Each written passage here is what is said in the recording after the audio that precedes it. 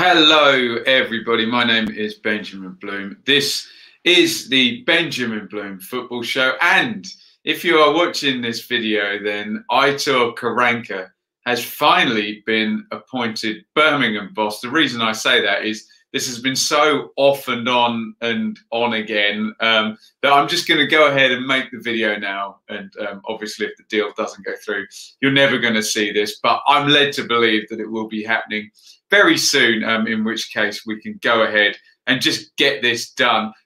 This morning that is Richard Wilford of BBC West Midlands saying that despite the fact we thought it was going to be turned down, it is going to happen. So I'm filming this on what day is it? Thursday today, or is it Wednesday? I can't even tell you what day it is. Wednesday today, the 29th this morning. Karanka set to be confirmed as Pep Clotet's successor at Birmingham this week.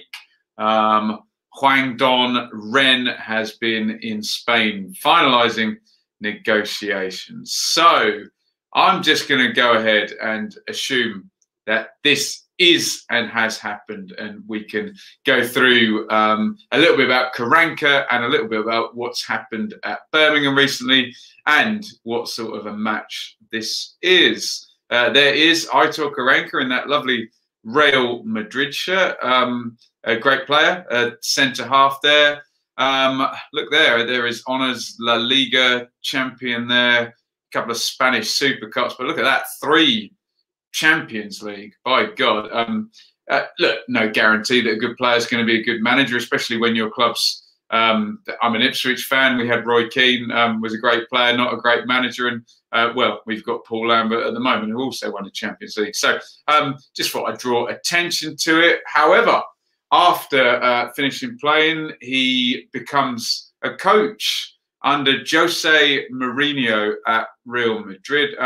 Whatever ideas you have about Mourinho, when he was at Madrid, he was considered, along with Pep, the best in the world. Probably when he went there, having done that business at Inter Milan, the best in the world at that point. And Karanka, no doubt, learned a lot there. Obviously, we all know Mourinho's predication for enjoying stopping the other team as much as he enjoys winning himself. And that will come into Karanka's makeup as a manager. Off he goes there to Middlesbrough, Wednesday, 13th of November, 2013 there. The 40-year-old Spaniard turned down top-flight strugglers Palace to move to Teesside after taking advice from former Chelsea boss Mourinho. He comes into English football in the second tier with Middlesbrough and Steve Gibson taking over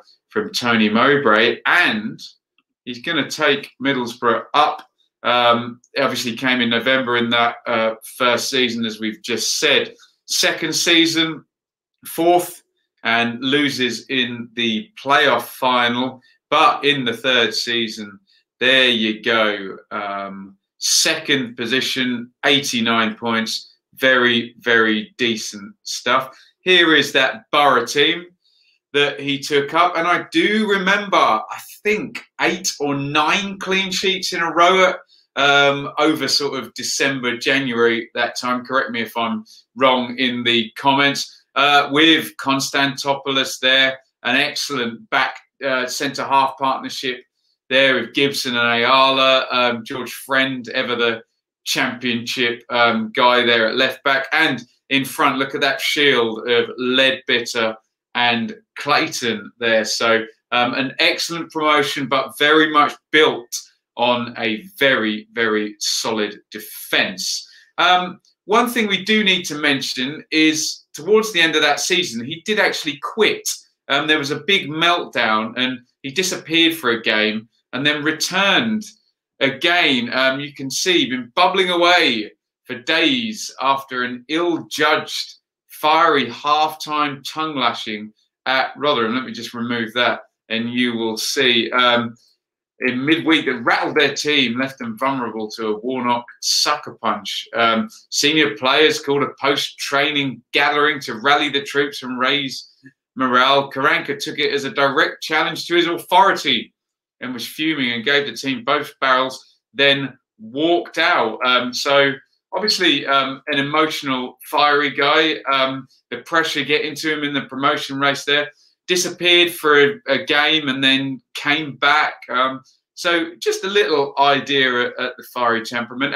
Up into the Premier League and didn't really make the greatest go of it in the Premier League, and is fired before the end of his first season in 16-17. There you can see March 2017, fired there. Borough winless in their last 10 games in the relegation zone, and there they would stay. So he did the job at Borough, but then once they were up at the top table, didn't stay there very long. And Karanka didn't stay out of work very long, because in January 2018, having hired Mark Warburton in the summer, Forest and their new owner, Mr. Marianakis, knew at this point, wanted Karanka in. Remember, in the Championship, that promotion against your name is so alluring to owners, excuse me. We hear all the time, oh, so-and-so club wants someone with promotion experience. So once you put that tick on, you do go to the top of the list of many Championship owners. Karanka basically guides Forest away from the bottom of the table there. You can see 12 points clear. In the end, Forest, they're down in 17th. And then he is frankly backed by Mr. Marianakis there. Quite how they got through the FFP with this one, we'll find out over the course of Marianakis's dealings. But quite the splurge on transfers. Obviously, How Carvalho has been a huge flop, basically, if that fee's correct. They're £13 million. Lewis Graben's been excellent, but then people like Sudani as well. Hefley have come and gone. Figueiredo still there. Colback was good, wasn't he? Robinson's come and gone. Dawson still there. Pantilimon. So look, he brings in his own team at the start of that season, and they're looking very, very good, up in the automatic places through December. But yet again, the rumblings start in December, and out goes Karanka on the 11th of January, the seemingly annual Forest firing at this point. Parted company after just a year in the job. His final game was Saturday's FA Cup defeat by Chelsea, having beaten Leeds in the previous week to move within 4 points of the top 6. I remember going there at the start of December to see Ipswich lose, and they were definitely in the top 2. So there was a bit of a collapse over that month. Here's some ideas about the fallout. Again, it seems there's been some falling out and disagreements behind the scenes, and this has been speculated on in public since Boxing Day, when it was our understanding was on the brink of going at that point. Exactly what the disagreement's about is unclear. It's been fairly obvious for a month or so that Karanka wasn't entirely happy. Many fans will see this as a huge shame indeed. When a lot of fans believe the club needs stability, it's yet another season where they've made a change. If at any point there I said he was sacked, that would be wrong, because he asked for his contract to be ended. So it is mutual consent. And Karanka has been out of work since then. But here he is back. Let's talk a little bit about Birmingham, where he will be landing. And we just talk in terms of the Trillion Trophy Asia era there. 17th October 2016, the takeover completed. They've been there since then. You'll see a picture of Gary Rowett, and famously there, just a couple of weeks or a month or so later, Rowett is out, replaced by Zola. That did not go well. Harry Redknapp's then brought in to save them. They splurge a load of money, and Redknapp's gone after only 13 games. That big splurge of money is going to pay in the biggest way with an FFP deduction a couple of managers down the line. Cotterill there for 27 games. Monk then brought in March 2018 to save Blues from relegation. Monk stays a season. Then there's a fallout there in June 2019, as you can see. Monk goes. Then we have Pep Clotet. for a season, and he has now gone as well. So under Trillion's watch, 1, 2, 3, 4, 5, 6 full-time managers, Rowett being the first, and Karanka will now be the 7th. There's been a lot of to-ing and throwing. I wonder whether it's to do with this. Jude Bellingham recently sold a fee which could eventually be worth over 30 million. Well, we definitely think over 20 million, maybe 22, 24 million has already been, well, either agreed to go on the books or will be going on the books over the next few years. And maybe that's the sticking point with Karanka, or was. And how much of that money will he get to spend?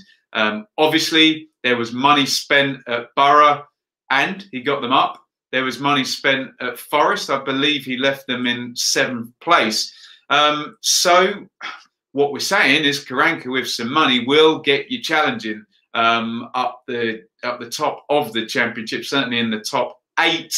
How much of that he'll get at Birmingham, and whether just the Jude Bellingham money is enough, we will see. Certainly not going to be easy. Look, there is the end of season table. This is pending any sanctions against Sheffield Wednesday there in 16th, or Wigan possibly getting out of their 12-point deduction. If Wigan were to get out of their 12-point deduction, Birmingham would be 1 place above the line. That's where Karanka will be trying to raise them up from. So that is a little potted history on Karanka and what he's taken over at Birmingham. If your glass is half full, he's a good manager with a promotion on his CV from the Championship, and other good work at Forest before whatever happened there. He's pragmatic and can form a solid team that's hard to beat with a good defence. That's if your glass is half full. If your glass is half empty, he needs money for a challenge. Did Birmingham have that? His teams are overly defensive and maybe overly cautious, and he is prone to a bit of a meltdown by the sounds of antics at Forest and at Middlesbrough. I'm sure somewhere in between those glass half full and glass half empty black and whites, there's a grey area where the truth lies. I'm sure anyone who knows Mr. Karanka personally would be able to give a better assessment than I can watching from the outside here. Let me know your thoughts in the comments. A, on Karanka, and B, on Birmingham. It feels like we've been here before with Birmingham. I've done 2, 3, 4 maybe videos since I've been doing the channel on a new Birmingham boss or a Birmingham boss going. So lots of form in this regard, let's just say. But get your thoughts in on Aitor Karanka appointed as Birmingham boss. Again, I will say I filmed this ahead of time because I was fed up of the to-in and throw-in. So if any information has changed there and I've missed it out, that will be why filming here on Wednesday lunchtime. Get your comments in on that. You can support the channel via Super Chat. You can subscribe on Patreon as well, patreon.com/Benjamin Bloom. If you don't want to support financially, that's absolutely fine. But please, if you're here, leave a like, leave a comment, get the debate going. If you agree with me or disagree with me or anyone else in the comments, keep it polite. Let's not have the normal cesspool of people being, well, a little bit unpleasant on YouTube. Let's try and make this channel a good place for championship and football debate.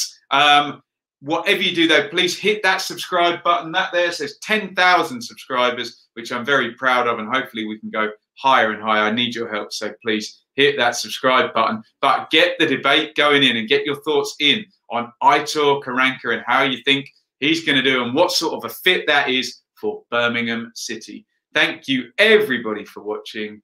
Over and out.